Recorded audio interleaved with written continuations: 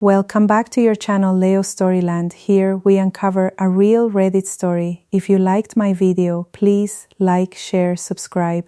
My name is Athena Marsh and I'm 32 years old. The divorce hearing ended at exactly 11:14 in the morning, and I remember that time because I kept staring at the clock on the courtroom wall, waiting for the judge to say the words that would finally set me free from 6 years of marriage to a man who had never once stood up for me.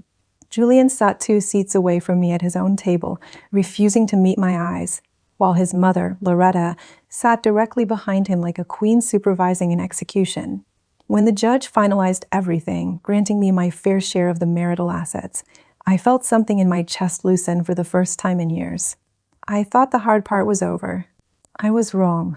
I decided to stop by the family house one last time, not because I wanted to, but because some of my late mother's belongings were still stored in the attic, boxes I had never gotten around to moving out during the marriage. It was a house Julian's family had lived in for 2 generations, a house I had spent countless holidays in pretending to smile while Loretta made comments about how I wasn't sophisticated enough for her son. I pulled into the driveway, parked, and walked up to the front door with my keys still in my pocket, keys I had every legal right to use just hours earlier that morning. Loretta was already standing on the porch when I got out of my car, her arms crossed, her face twisted into an expression I had seen 100 times before, contempt wrapped in false politeness. But there was no politeness left in her now. The moment I set foot on the first step, she moved directly into my path, blocking the door like a soldier guarding a fortress. "Get out of my house," she screamed, her voice cracking through the quiet afternoon air loud enough that I saw a neighbor's curtain twitch across the street. "Don't ever set foot in my house again. Get out." I stood there for a moment, just looking at her, and something strange happened inside me. I didn't feel small the way I used to. I didn't feel the urge to apologize or shrink myself to make her comfortable. Instead, I felt a slow, quiet calm settle over me. Because unlike her, I knew something she didn't know yet, something that was about to change everything about how this conversation would end. I smiled at her, and I could see that smile unsettle her more than any scream could have. "Actually," I said, keeping my voice even and soft, almost gentle, "I already sold this house." Her arms dropped from across her chest, and her mouth opened slightly, but no words came out yet. I let the silence sit there for a second longer than necessary, savoring it, because for 6 years I had never once been allowed a silence of my own in that house. Then I continued, "And I just fired your son as CEO." Loretta's face went through 3 distinct stages in the span of about 4 seconds. Disbelief, confusion, and then a dawning horror that seemed to hollow out her whole body. She took a step back from the door as if the porch itself had shifted beneath her feet. "That's impossible," she finally managed, her voice suddenly much smaller than it had been moments earlier. "You don't have that kind of power. You never did anything for this family except take." What Loretta never understood, what Julian never bothered to explain to his own mother, because it was easier to let her believe I was nothing, was that I hadn't just been a wife sitting quietly in the background of that marriage. Years earlier, before things fell apart, I had used my own savings, my own connections, and my own sleepless nights to help restructure the company that Julian's father had built and nearly run into the ground. I held shares. I sat on the board. I had influence that neither Julian nor his mother ever respected because they were too busy assuming I was just decoration. Loretta's hands were trembling now, and she reached out to grip the porch railing like she needed something solid to hold on to. "You're lying," she whispered, though the certainty had completely drained from her voice. I shook my head slowly. "I'm not." The board met this morning, right after my hearing ended. Julian's performance has been under review for months, long before our divorce was even filed. I simply made sure the timing was final. I paused, watching her absorb every word, watching 6 years of dismissiveness crumble in real time on her own front porch. "You wanted me out of this house," I said quietly, stepping back down onto the driveway. "Consider it done. I won't be coming back, but you might want to sit down before you call your son, because he's about to tell you something you're really not going to like." I turned, walked back to my car, and drove away without looking back even once, leaving Loretta standing frozen on the porch of a house that, technically, was no longer even hers to guard. 3 hours after I left Loretta standing on that porch, my phone rang, and I already knew who it was before I even looked at the screen. Julian's name flashed across the display, and for a moment I considered letting it go to voicemail, but I decided I owed myself the satisfaction of hearing his voice in that moment. "What did you do?" he asked, skipping any greeting entirely, his tone somewhere between panic and fury. "My mother called me screaming that you sold the house and that I'm not CEO anymore." "Tell me this is some kind of joke, Athena."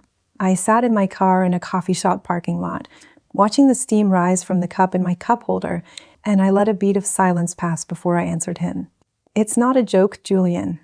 The board voted this morning." Reynolds presented the quarterly numbers, and honestly, they spoke for themselves. "You've missed 3 consecutive earnings targets, lost 2 major contracts to competitors, and the culture survey results from the last 2 quarters were the worst the company has seen in a decade." "I didn't write those numbers." "You did." He went quiet for a moment, and I could hear him breathing hard on the other end, the sound of a man realizing that the safety net he'd relied on his entire life had just been pulled out from under him without warning.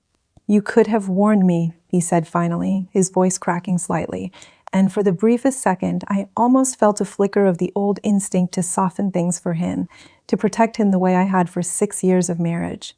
But then I remembered every dismissive comment, every time he let his mother humiliate me at dinner without saying a single word in my defense, every time he chose comfort in silence over standing beside me. "I tried warning you for 2 years, Julian," I said instead. "I sent you memos.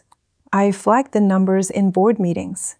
I told you personally more than once that the direction you were taking the company was unsustainable. You told me to stop worrying about things that weren't my concern, remember? Well, today it became entirely my concern, and the board agreed with me." He tried a different approach then, his voice shifting into something pleading, something almost desperate. "This is about the divorce, isn't it? You're punishing me." I actually laughed, not out of cruelty, but because the accusation was so painfully predictable. "No, Julian. This is about a company that employs 412 people, all of whom deserve leadership that actually shows up and makes sound decisions. This was never about revenge. It's about accountability, something neither you nor your mother have ever had to face in your entire lives." I heard him start to respond, but I gently ended the call before he could finish, because I had already said everything that needed to be said. Later that evening, I met with Priyanka Osei, the board's newest independent director, at a small restaurant downtown to go over the transition plan for interim leadership. She had been the one who first approached me quietly months earlier, showing me spreadsheets that confirmed what I already suspected, that Julian's leadership was eroding a company that generations of employees had helped build. "The board is unanimous," she told me over dinner, sliding a folder across the table. "They want you to step in as interim CEO while we run a proper search. Your restructuring work years ago is still the reason this company survived its worst quarter." People remember that, even if Julian's family conveniently forgot. I looked down at the folder, at the weight of what she was offering me, and I thought about how far I had come from the woman who used to sit quietly at Loretta's dinner table, absorbing insults with a forced smile because I didn't want to cause a scene. That woman didn't exist anymore. Somewhere between the divorce filing and this very moment, I had rebuilt myself into someone who no longer needed anyone's approval to know her own worth. "I'll do it," I told Priyanka, but only on the condition that we bring in real oversight this time, real accountability, not family favoritism disguised as leadership. She smiled and raised her glass slightly. "That's exactly why the board chose you." As I drove home that night, past the same house where Loretta had once believed I would spend the rest of my life quietly absorbing her cruelty, I felt something settle firmly inside me, a certainty that this chapter of humiliation was finally, permanently closed. I wasn't the woman who got thrown out of a house anymore. I was the woman who decided who stayed, who left, and who ran a company built on real work instead of blind family loyalty. If this story hit you the way it hit me while living it, do me one favor before you go. Hit that subscribe button right now, because there are so many more stories like this coming, stories about women who stopped shrinking themselves and finally stepped into the power they deserved all along.